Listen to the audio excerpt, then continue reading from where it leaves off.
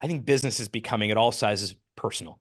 Your own personal brand and your business's brand, they're not separate anymore. A little while ago, I saw a very high-end brand. Their online store was down. I'll say it was Versace. Versace went down, I think 8 months ago, when I tweeted. I said, Versace, like, let me help you out. Um, and it ended up leading to some of the Versace brands coming onto Shopify. At that point, was I the president of Shopify? Was I Harley the entrepreneur? Was I Harley the like human? Like it.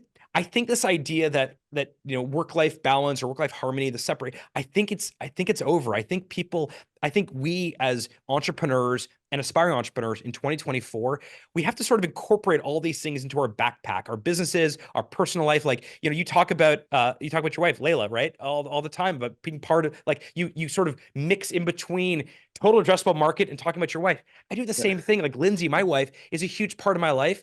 And when I go home, I talk about work and I also talk about our kids. And I think there's sort of this wonderful harmonious situation now where we're not separating these things. We're not waiting to retire to live our life.